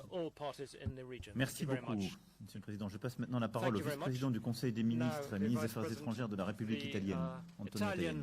Merci beaucoup, Monsieur le Président. Merci pour avoir organisé cette conférence. Merci, Catherine. J'ai bien écouté votre intervention. Je partage tout ce que vous avez dit.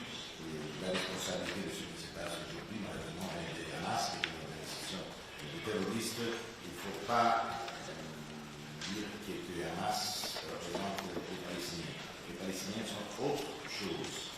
Voilà pourquoi il faut s'engager de façon très forte pour défendre les droits d'Israël et se défendre, mais en même temps pour aider les Palestiniens qui habitent dans la bande de Gaza. Voilà pourquoi il faut le protéger, voilà pourquoi il faut avoir des pouvoirs militaires. Il y a quelques minutes, Israël a dit qu'il y a un pouvoir pour laisser Gaza, pour aller dans le sud, il y a 4 heures de temps, donc là c'est déjà un message positif. Pour ce qui concerne les aides humanitaires, l'Italie est prête à faire ce qu'il faut faire. Nous avons déjà envoyé de premières voies d'aide humanitaire pour Gaza à Riche. Le gouvernement italien est en train d'envoyer un hôpital en bateau avec des capacités d'urgence et chirurgicales. Et le navire Vulcan a quitté le port de Civitavecchia ce matin, ça va bientôt Chypre. Après, il se déplacera le plus près possible des côtes de Gaza. Et nous interviendrons ultérieurement, dès que les conditions le permettront, un hôpital offrant des performances similaires, une capacité d'accueil et des soins accrus. Le gouvernement italien estime nécessaire de veiller à ce que les biens envoyés à Gaza aient exclusivement aux civils qui en ont besoin. Et nous sommes aussi prêts avec la coopération de nos amis des Émirats arabes unis, à accueillir un nombre de milliers de Palestiniens qui doivent être hospitalisés et nous le pouvons faire en Italie. Et bien sûr, il faut garantir l'accès sûr et sans restriction à l'aide humanitaire est une nécessité absolue. Donc il faut continuer à œuvrer en faveur des causes humanitaires afin de permettre un accès humanitaire complet, rapide et sûr sans entrave. La création d'un protocole humanitaire stable et la sortie des blessés est très importante. Bien sûr, il faut travailler aussi pour la libération des otages. Et nous sommes aux côtés de la France. Et nous aussi, nous avons eu 3 otages tués par les terroristes, les 3 Italiens. Mais espérons qu'on peut sauver les autres qui sont dans le monde des terroristes. Pour ce qui concerne la politique d'approvision, Monsieur le Président, chers amis, nous soulignons l'importance vitale de renforcer notre soutien à l'autorité nationale palestinienne. Il est impératif que nous montrions notre engagement à fournir une assistance financière au peuple palestinien, y compris à ses institutions vitales. Ces soutiens doivent rester la pierre angulaire de nos efforts. Et aussi, il faut travailler pour la reprise du travail politique. Et le but, c'est d'avoir deux peuples avec deux États, garantir la liberté et la sécurité d'Israël, en même temps donner un rêve au peuple palestinien, avoir un État libre et démocratique. Voilà, c'est très important à souligner. Voilà pourquoi il faut soutenir l'organisation de la Palestinienne. Et je suis très content que le Premier ministre soit ici avec nous. Donc, la recherche de la paix de notre but, nous travaillons main dans la main avec l'Union européenne. Je sais qu'il y a une union très claire, on a bien souligné ce qu'il faut faire, défendre Israël contre le terrorisme, mais en même temps garantir la vie des prisonniers et des Palestiniens. Donc voilà, nous sommes prêts à faire tout ce qu'il faut pour participer à toutes les conférences que les organisations internationales vont faire. L'Italie est aux côtés, bien sûr, des Palestiniens et aux côtés d'Israël qui veut être, je partage cette année, le Premier ministre de Luxembourg, nous sommes ni contre ni pour. Nous voulons la paix. Donc le but, c'est de États. Merci beaucoup, Monsieur le Président. Merci beaucoup. Je passe maintenant la parole à Son Altesse Royale, le Prince Rachid bin Hassan pour la Jordanie.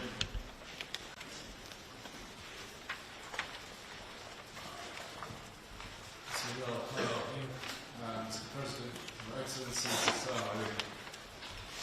as we meet 1.5 million Gazans have been displaced from their homes and are in desperate need for shelter, food, water, and most importantly security, which in our view can only be brought about by an immediate ceasefire.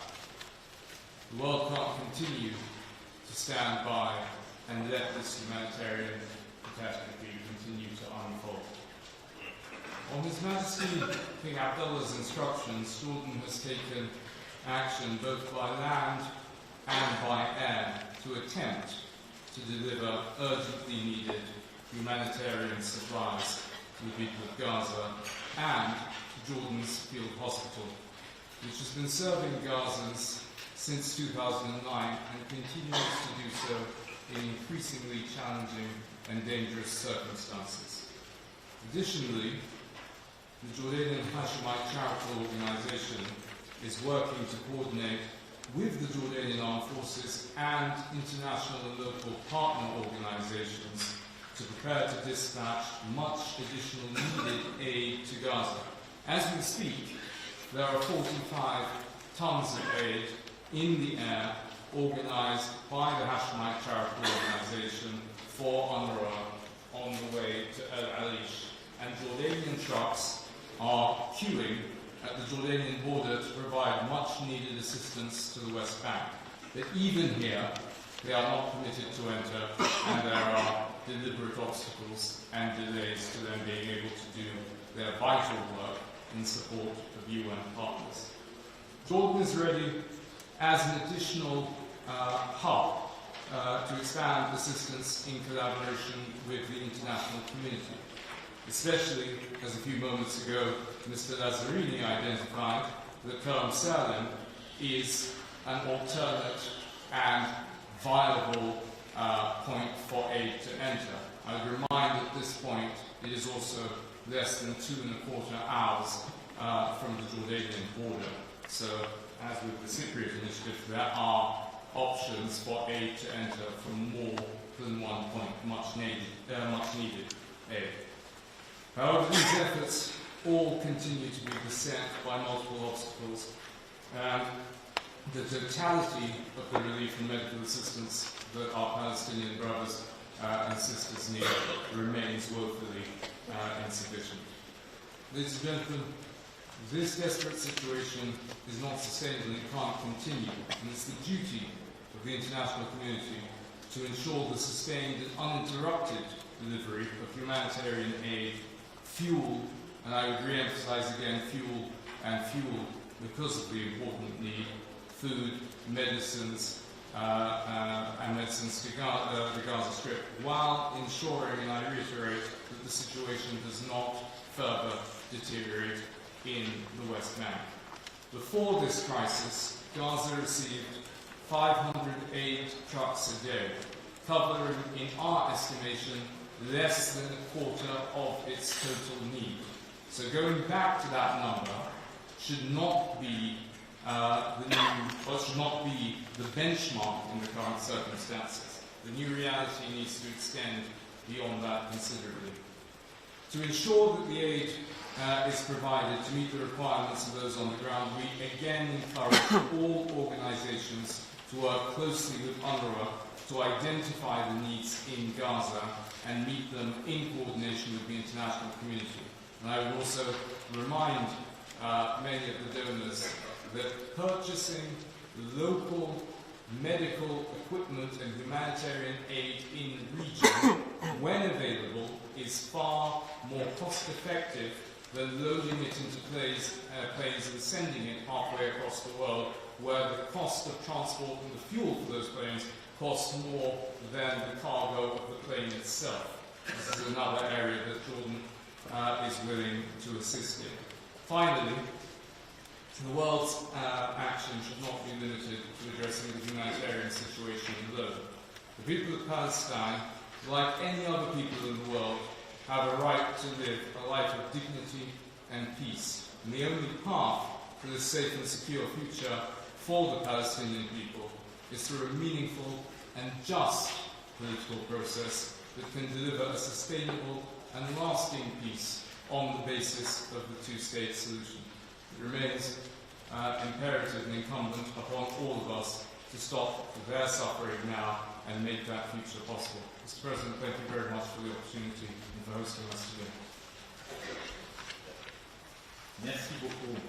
Moi, merci à Lazzarini pour le rôle important qu'elle joue dans la politique religieuse et le soutien humanitaire. Je veux aussi remercier l'Égypte pour le rôle tout particulier qu'elle joue, ce qui me permet de donner la parole à Monsieur le ministre des Affaires étrangères. Merci pour votre présence. La parole est à vous. فخامة الرئيس ماكرون، السادة رؤساء الوفود، السيدات والسادة، اسمحوا لي في البداية أن أتوجه بالشكر لدولة فرنسا على استضافة هذا اللقاء.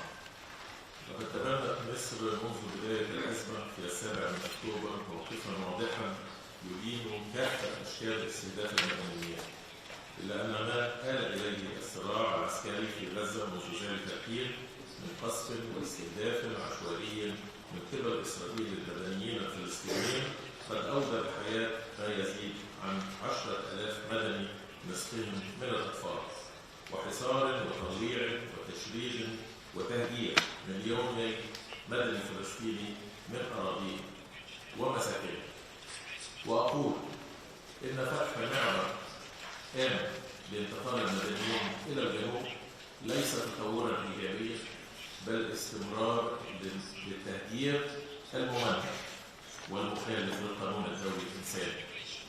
إن ما تقوم به إسرائيل يتعدى أي مفهوم من حق الدفاع الشرعي عن النفس، وإن استمرار الصمت الدولي على ما تقوم به من مخالفات جسيمة وانتهاكات للقانون الدولي الإنساني يشير إلى وجود خلل في معايير المنطق والضمير الإنساني.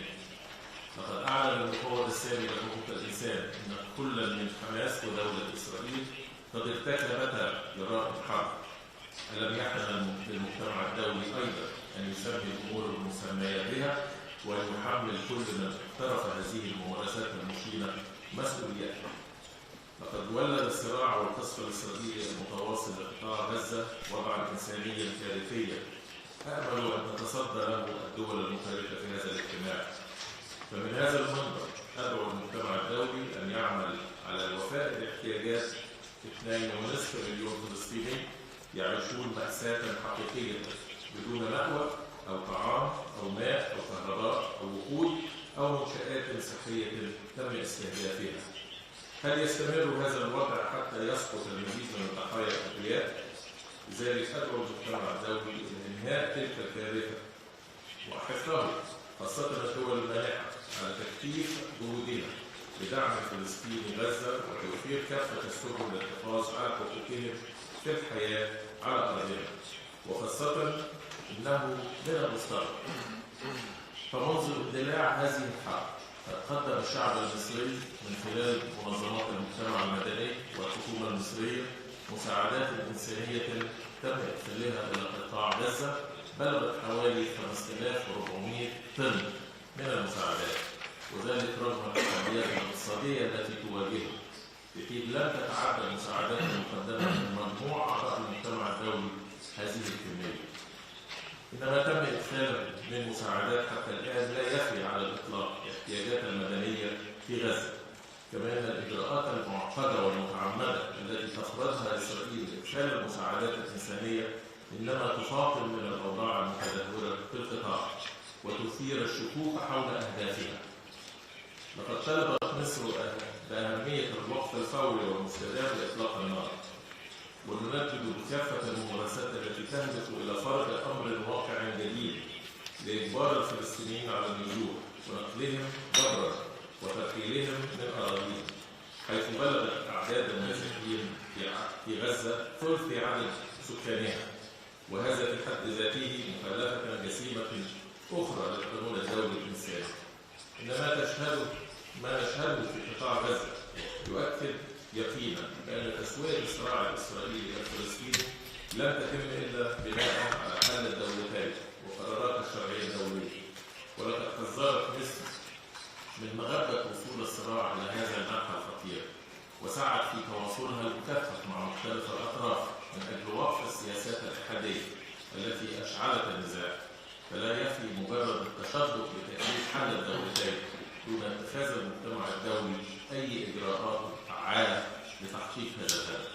إن مصر ترفض بشكل قاطع ما تنتهج بعض الدول من سياسات مزدوجة المعايير إزاء الحرب الجارية، وتؤكد أن النفس البشرية واحدة في كل مكان سواء كانت إسرائيل أو في فلسطين. إن التلكؤ في وقف نزيف الدم الحالي يعد مشاركة في تحمل مسؤولية ما يحدث من انتهاكات وجرائم ضد الإنسانية.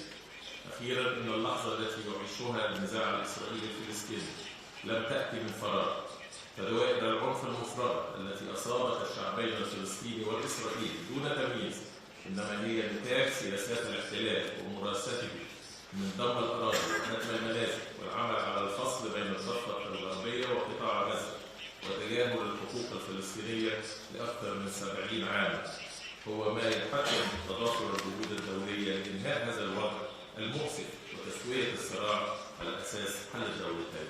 وشكرا. Merci beaucoup. Vous avez la parole au secrétaire général adjoint du CCEAG, Dr Abdulaziz Alouaïchek. Thank you, Mr. President. Thank you for convening this timely meeting.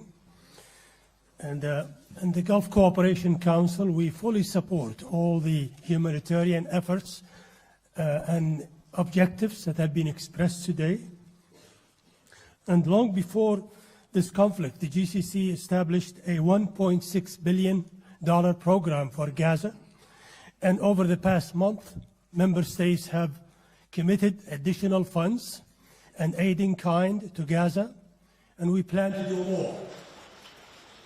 Saudi Arabia has convened 2 emergency meetings for the Arab League and for the Organization of Islamic Conference over the next few days to mobilize additional political and humanitarian efforts to achieve these goals. Earlier this year, Saudi Arabia initiated an attempt to re-energize the peace process in coordination with the Arab League and the European Union.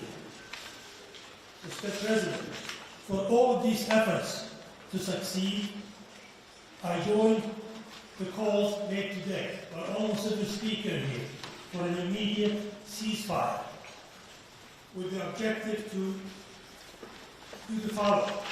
First, enable a better response, a better humanitarian response along the lines that Your Excellency and humanitarian organizations have expressed today. Second, to stop the spread of the conflict further into the West Bank. And third, to stop contagion to the rest of the region. Fourth, to stop and arrest the potential ill effects around the world from this conflict. And finally, to allow diplomacy to work toward a political solution for this conflict that has gone on for generations. Thank you, Mr. President. Merci beaucoup, Monsieur le Secrétaire Général. Je donne la parole maintenant au représentant personnel du président Lula, M. Soiron.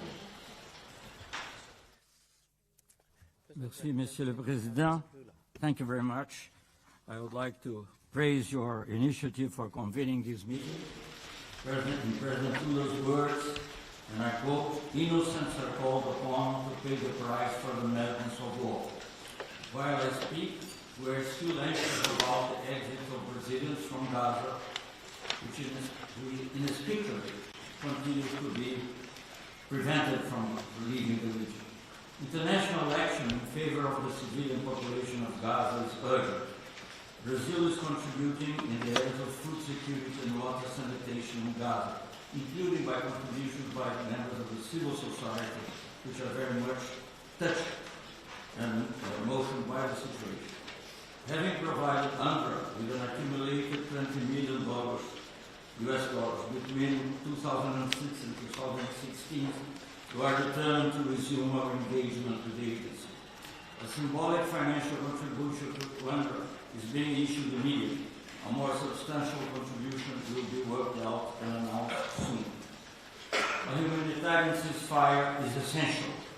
Safe and unimpeded passage for the entry of humanitarian aid for the benefit of hospitals, schools, and nurseries must be respected.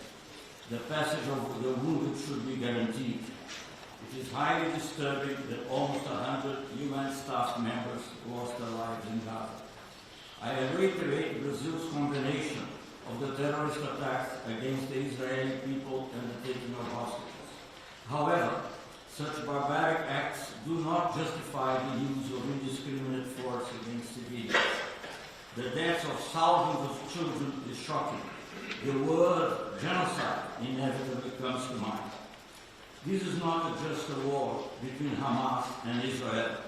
This is part of a larger 75-year-old conflict, whose root is the absence of a secure homeland for the Palestinian people.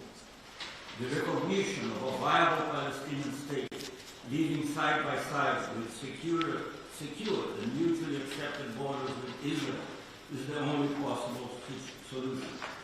This crisis is probably one of the most dangerous challenges to international peace and security, with the greatest potential of spreading towards a global conflict. Mr. President, Brazil considers that a conference where a political situation can be promoted with the participation of a large number of states, such as an Annapolis conference, is indispensable.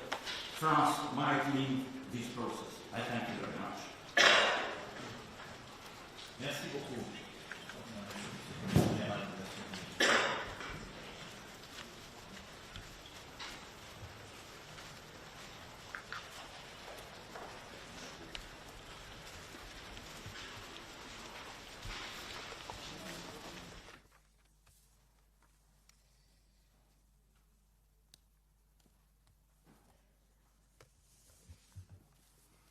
Nous allons entendre le secrétaire général des Nations Unies par vidéo, mais le lancement n'étant pas encore fait, peut-être puis-je passer la parole d'abord aux agences spécialisées des Nations Unies, en commençant par l'UNICEF, Madame la directrice exécutive adjointe, Madame van der Heyen.